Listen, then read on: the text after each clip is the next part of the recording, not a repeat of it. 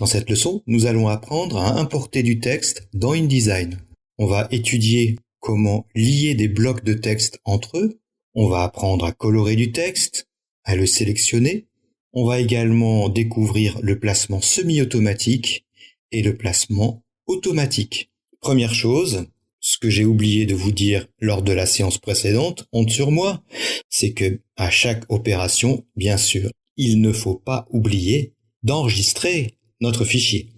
Chose que nous allons faire maintenant, fichier, enregistrer, et on va appeler ce fichier jolicanard.indd.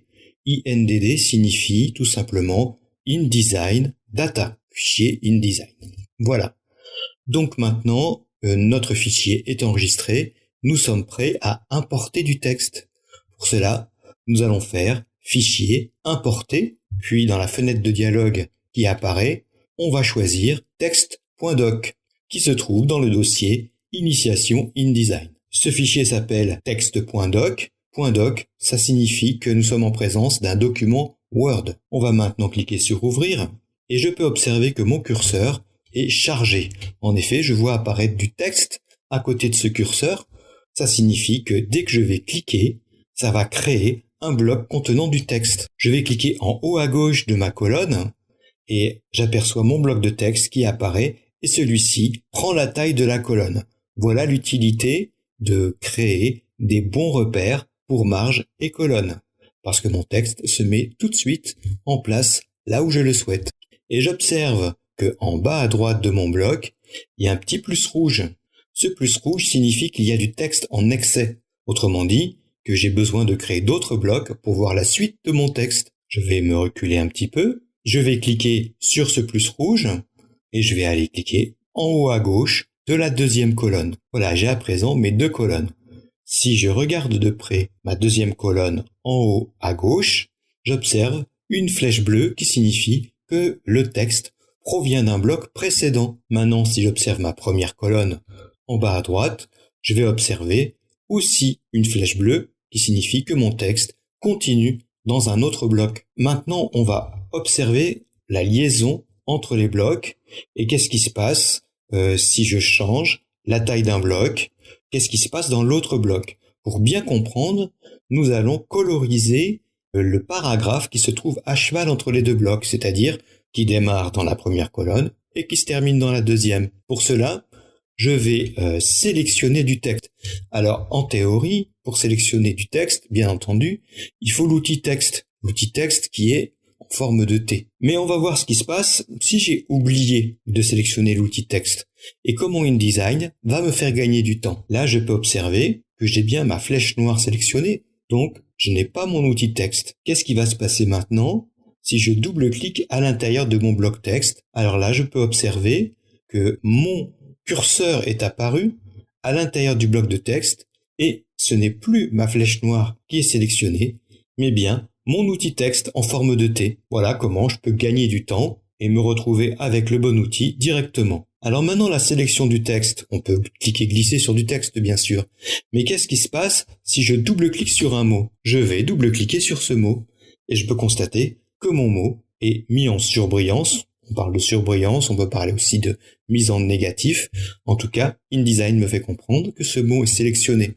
Mais il y a encore mieux. Si je triple-clique sur un mot, à ce moment-là, c'est toute ma ligne qui est sélectionnée. Encore mieux, si je quadruple-clique sur ma ligne, tac, tac, tac, tac, et voilà, j'ai tout mon paragraphe qui est sélectionné. Ça peut faire gagner du temps. Voilà, je vois que mon paragraphe est sélectionné et je vais à présent changer la couleur du texte en passant par la barre de contrôle. J'ai un assortiment de couleurs basiques qui m'est proposé. On verra plus tard comment on peut créer des nouvelles couleurs dans InDesign. Pour l'instant, je vais me contenter des couleurs de base et choisir le rouge. Voilà, quand je désélectionne mon paragraphe, je constate que tout mon texte est à présent teinté en rouge. Et maintenant, qu'est-ce qui se passe si je diminue la taille de mon premier bloc? Pour cela, je reprends mon outil flèche, je diminue mon premier bloc, et comme vous vous y attendez, bien sûr, le texte a coulé entièrement de tout mon paragraphe rouge, et à présent, dans mon deuxième bloc. Alors maintenant, on va voir ce qui se passe si j'ai 3 blocs liés l'un avec l'autre. Je vais réduire le bloc qui se trouve dans ma deuxième colonne de façon à isoler le paragraphe rouge dans un seul bloc. Puis ensuite, je vais cliquer sur le plus rouge et créer un troisième bloc tout simplement en cliquant plus bas dans ma colonne. J'ai maintenant 3 blocs qui sont liés les uns aux autres. Qu'est-ce qui va se passer si je supprime le bloc intermédiaire? Est-ce que je vais perdre mon texte? Pour supprimer un bloc, je vais utiliser la touche supprimer de mon clavier. Je suis en train de vous montrer à l'écran. Je supprime mon bloc et je constate que je n'ai pas perdu de texte. Mon paragraphe rouge a automatiquement sauté dans le bloc suivant. Un ensemble de textes qui saute de bloc en bloc, on appelle ça un article. Je peux tout à fait supprimer des blocs, je ne perds pas pour autant le contenu de mon article. Évidemment, si je supprime tous mes blocs, bien entendu, je vais tout perdre. Mais tant que je garde mon premier bloc, je peux modeler mon texte comme je veux. Maintenant, on va voir ce qui se passe si je veux poursuivre ma mise en place de mon texte. Je vais redimensionner mes blocs de façon à ce qu'ils occupent les 2 colonnes. Puis je vais cliquer sur le plus rouge en bas à droite de ma page. Il va falloir quand même que je crée de nouvelles pages. Pas de problème, je peux créer une nouvelle page en prenant un gabarit dans la partie supérieure de ma palette page et en faisant glisser dans la partie inférieure. Ça, on l'a vu dans la leçon précédente. Pendant que je fais ça, mon curseur reste chargé. Voilà, j'ai ma page 2 et je vais pouvoir créer un nouveau bloc de texte en cliquant en haut à gauche de la première colonne.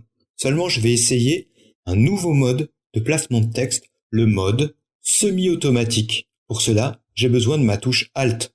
Observez sur le clavier où se trouve cette touche Alt. Et vous pouvez également observer que quand j'appuie sur cette touche Alt, mon curseur change. Je vois apparaître une flèche demi-pointillée. Elle commence pleine, puis ensuite elle est pointillée. Ça veut dire que je vais faire un placement semi-automatique. On va voir en quoi ça consiste. Voilà, j'appuie sur Alt, je clique en haut à gauche de ma colonne. Apparemment, c'est comme précédemment, mais la seule différence, c'est que mon curseur est toujours chargé. Ça va me permettre de rapidement créer plusieurs blocs qui seront automatiquement liés. Donc un gain de temps en appuyant sur la touche Alt quand je veux créer plusieurs blocs à la suite. Mais il y a encore mieux, il y a le placement automatique. Pour cela, je vais supprimer, toujours avec la touche supprimer, le dernier bloc que je viens de créer. Et cette fois-ci, au lieu d'utiliser la touche Alt, je vais commencer bien sûr par cliquer sur mon plus rouge pour créer un nouveau bloc. Mais cette fois-ci, à la place d'appuyer sur la touche Alt, je vais appuyer sur la touche majuscule. Au passage, attention, ne pas confondre cette petite touche majuscule avec la grosse au-dessus qui est la touche verrouillage majuscule. C'est une confusion assez fréquente. Je vais à présent remettre mon curseur en haut de la colonne qui reste vierge et cette fois-ci, j'appuie sur majuscule. J'observe que mon curseur, cette fois-ci, c'est une flèche non pointillée, une flèche pleine.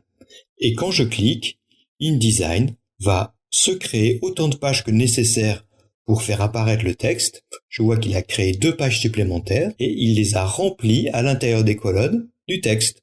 Si je vais à présent dans la dernière page, je vais pouvoir observer que en bas à droite de mon bloc, il n'y a pas de plus rouge. Mon texte est intégralement placé dans mon fichier avec un seul clic.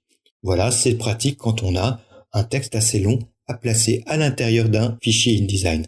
Alors, on n'oublie pas, dès qu'on a fait quelque chose dans InDesign, de faire fichier enregistré. Dans cette leçon, on a appris à importer du texte, on a découvert ce qu'était un article, on a lié des blocs entre eux, on a fait un placement semi-automatique et puis un placement automatique.